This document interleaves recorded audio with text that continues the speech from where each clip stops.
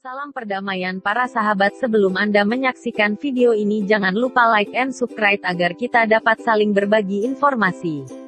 Taruna Siaga Bencana Kabupaten Biren, Provinsi Aceh, Indonesia melaksanakan seleksi penerimaan calon Taruna Siaga Bencana tahun 2019.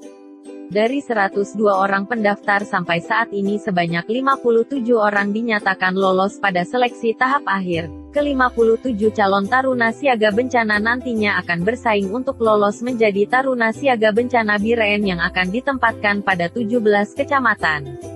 Ketua Forum Koordinator Tagana Biren, Zulfikar Ga mengatakan tahun ini Tagana Biren akan menerima Taruna Siaga Bencana tahun 2019 sebanyak 34 orang.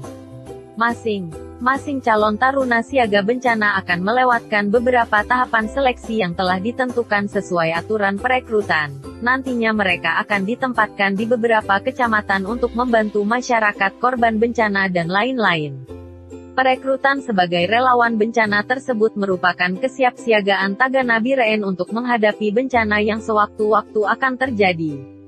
Saat ini anggota Tagana Biren yang ada masih sangat minim, untuk itu perlu ditambah anggotanya. Sehubungan dengan Biren yang merupakan salah satu kawasan rawan bencana, dalam beberapa kasus bencana di Biren, bencana banjir dan kebakaran sering terjadi di Kabupaten Santri tersebut.